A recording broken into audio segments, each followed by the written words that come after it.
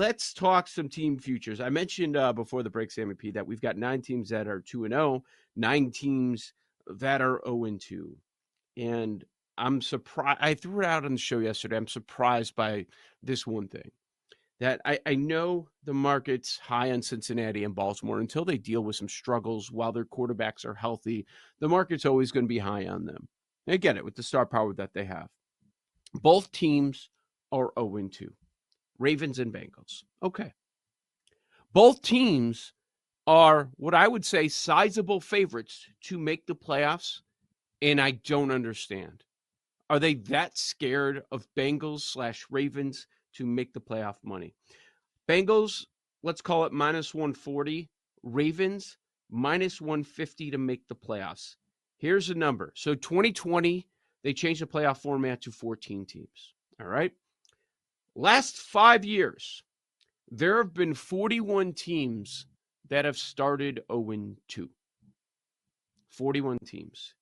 Sam, do you know how many made the playoffs out of the 41 in this current format? 5. Less. Really? Less than 5. Yep. We're at 2 teams. 2. Yes, there's some awful teams in there, but 2 out of 41. Your 2 teams are the 22 Bengals. They go from 0-2 to 12-4, a ridiculous 12-2 run. And then last year's Texans, they go from 0-2 to 10-7. Okay, so they have that 10-5 run. Obviously, the rookie quarterback loses the first 2 games. Weren't all that close. Those are multiple score games that CJ Stroud lost. But when the Bengals lost their first 2 games, it was an overtime loss to Pittsburgh, a field goal loss to Dallas. Given that information, and we know the talent and coaching and all that stuff that these 2 teams have, do you agree with me that that price is ridiculous for both of these teams to make the playoffs? They're both ridiculous, but what's even more ridiculous is the lack of respect for the Pittsburgh Steelers. They are still plus money to make the playoffs at 2-0 with one of the best coaches to ever do it and arguably still a top 5 defense in the NFL. Defense can get you into the playoffs by itself. Now, defense isn't enough to win a Super Bowl. You still need a quarterback. And again, is it Justin Fields? Is it Russell Wilson down the stretch? I don't know. I happen to think Fields is a better option because he's younger and he can actually do more things now on the field. But it's all correlated. What the books are basically telling you right now is that we doubt Pittsburgh. We still aren't sure that they're any good yet. And we know that you're going to bet Baltimore and Cincinnati because they have Lamar Jackson and Joe Burrow. But you and I, we were talking about our power rankings coming into the season. Neither of us had Baltimore in the top 5. We got a lot of smack talked on Instagram. I was going back and forth with this guy with a Ravens jersey on saying, how do you not respect the Ravens? Well, the Ravens are good, but the Ravens are not great. And Cincinnati, I don't know what it is there. Granted, they played really well on Sunday and probably should have won if the refs didn't get involved in the final minute with the flag. So the Bengals could have been 1-1, but they cover the 6.5. I think Cincinnati's going to be fine. Remember, they still don't have T. Higgins at full strength. So their offense is going to, I believe, get better over the next couple of weeks.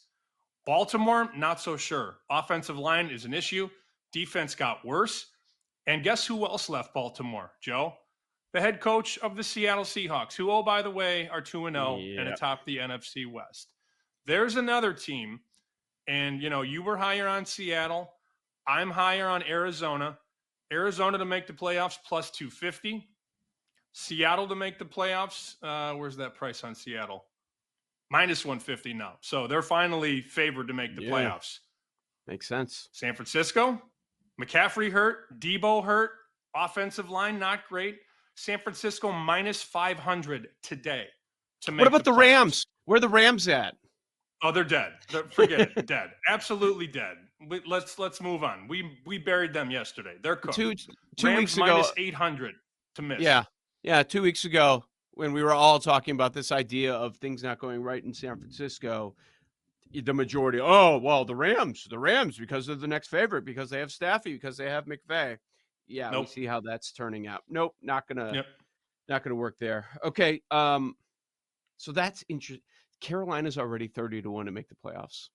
No, 30 no, no, No, no, no, no, no, I'm not no. betting it. I'm just letting you know that after 2 weeks, these make and miss the playoff markets, when you start the season, like the long shots are like 4 and 5-1.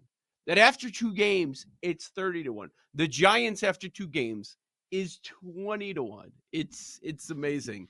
And I'm not saying that those prices are incorrect. Divisions that interested me, the Norse, both Norse. Let's start in the AFC since we were just talking about Cincinnati, Baltimore. Yes, Cincinnati, Baltimore, both 0-2, but they're co-favorites still to win the division. Pittsburgh, third favorite at plus 350. Cleveland, the long shot at plus 450. Cincinnati, Baltimore, about 2-1. After 2 games, plenty of football to go. Should they still be co-favorites? Only because the money's going to come in on them. I mean, there are still Yeah. people that have watched this league for a long time that just don't believe in Pittsburgh. I know guys last night I was talking to, they're like, "Yeah, I don't know yet." In terms of like winning the division, being a sleeper to make a run in the playoffs. People just Yeah. don't believe it because of the lack of offense. I mean, if you really think about it, you need to have a quarterback that can make the big plays in the postseason. And Justin Fields did it in college. It's a little tough to sort of dissect what he did in Chicago because Chicago is where good quarterbacks go to die. I mean, it's happened since we've been alive. You know, Caleb Williams has so much talent, but the schematics are awful. The coaching is awful. The offensive line is awful. You know, and again, we don't want to say that Caleb Williams is this or that after 2 games, but this is not the first talented quarterback that went to Chicago and has struggled early. So we might not know what Justin Fields is at his core as an NFL player. He's still young. He was in college like 4 years ago. You know, we still don't really know. Mm-hmm. I would not bet Ravens. I could get behind Bengals. Steelers Mm-hmm. plus 300 to win the division. It is Not not interested. impossible that they win the North. It's not. I Yeah. mean, It's to not count out impossible, Tomlin. but Well, and the thing about Tomlin is he knows all these teams in the division. I don't know that I like Tomlin going on the road in the playoffs when they got to go to Buffalo or Kansas City. But Tomlin taking the boys to Cincy or Baltimore, they're not scared. They're going to beat you up. They're going to pound you in the trenches. Those no. divisional games, I give him such an edge because he knows what you do well and he takes away what you do well. He's been awesome. This guy has been one of the best coaches in the NFL. Maybe Yep. not the jewelry, but in terms of winning games and getting more out of less, Mike Tomlin, who's better than Mike Tomlin? Consistency. Every year they're in the conversation to make the playoffs. That guy is an amazing head coach. One more quick division I wanted to throw at you. Mm-hmm. NFC South. So Atlanta wins last night. Huge win. Okay. Mm-hmm. Don't know how it happened. Atlanta is still on the 3 line. BetMGM. There's the prices on your screen right now. New Orleans and Ah. Tampa plus 160. Then Atlanta. Did we learn enough about Atlanta last night to think that this could be a time to buy? Because remember, before the season, Atlanta was minus 140, minus 150. Now they're plus 225. And, Mm. you know, the narratives now are the Saints are fixed. Derek Carr, really good. Clint Kubiak is the next Sean McVay.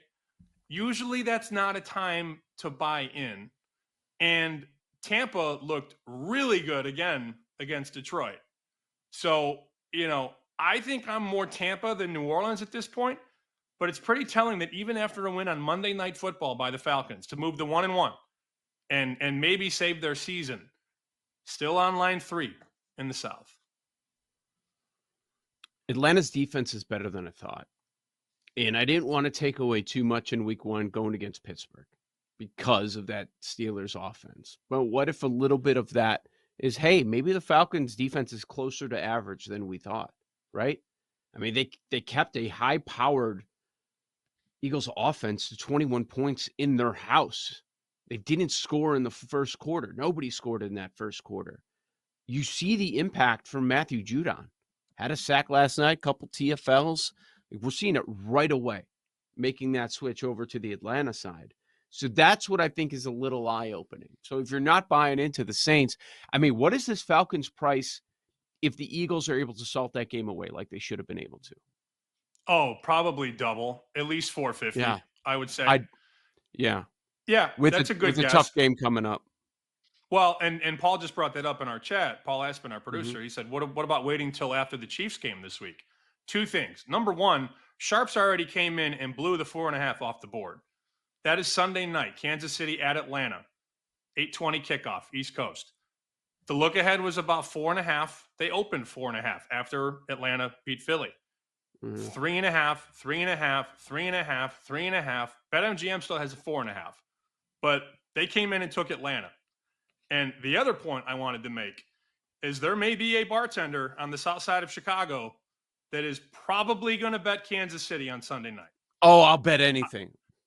I He's I mean, yes. and again, I got the merch, Fade the Bartender, 0-3, none of the games close. He had, who did he have? He had Rams, he had Niners who lost outright. Can't remember the third leg, Let me tell but you, he went on 0 0 and and 3. 3 on 0 and 3, Yeah. he's gonna go all favorites. Yep. 100%. Well, he's going to So look at Mahomes laying a yeah. cheap number and go, "Oh, that's it." You know, he's on tilt now.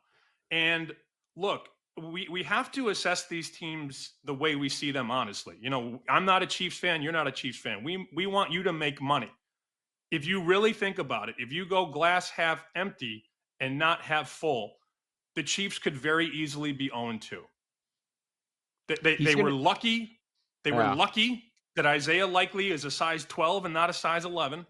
Yes. And they're down to the Bengals with a minute to go at home. And Joe, both of those games were at home. Now they got to go to Atlanta and take on a Falcons team that is reinvigorated in their building, loud as hell. Everybody's going to be booing Mahomes and Kelsey, who, by the way, Kelsey's on a milk carton. Kelsey's been Right. absolutely empty from their attack so far. Mhm. Do not think that Kansas City is a free space.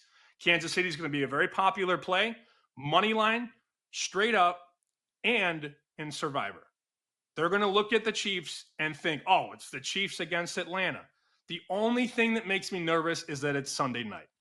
If this was a 1 o'clock Eastern game, I'd be all over Atlanta. But Yeah. Mahomes in these big games is very scary. But pay attention to that market. 4.5 on the open, already on a Tuesday, 3.5 to the Falcons side. That point spread's gonna climb. It's gonna climb throughout the week as we get closer and closer and the liability stacks up, which we always talk about with the money line parlays, especially on Sunday. Curious to see how much that one gets going. The public will have their say. It's a Sunday Night Football island spot. They're going to have their say in that. Bartender might take the Packers plus 2.5 at Tennessee. Oh, just that line looks. Ooh. Yeah, a lot of people are going to fall for that one. A lot. See, I never know. And people always ask me, like, who does he like? First of all, it's Tuesday. He doesn't even know the lines are out. He looks at the lines on Friday and Saturday. He has no idea. People are like, who does he like? I don't know. Is he He a real doesn't know person? they're Yes. posted. Yes, he He doesn't doesn't know. know. He looks at the Sun Times on Saturday morning and circles it with a pencil. He's not studying line movement. The other Good one I for thought him. he might take, just to play this game, I think Mhm. another very popular pick for the public this week is going to be 455. Houston minus 2.5 at Minnesota. Really? Mm-hmm. I think so. They're going to fade Minnesota after this. I think so. Okay. All right. Speaking of Minnesota, they're now the second favorite in the NFC North. Going into Sunday, they were 6-1, the long shot tied with the Packers. Now they're the second favorite at plus 275. Green Bay plus 375, and the Bears are the long shot at 7-1.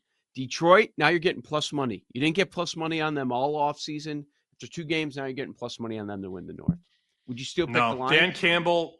Dan No? Campbell is the drunk guy at the blackjack table hitting on 19. Nope, can't do it. Who we going with? Green Bay? Skull. Skull? Okay. Ooh.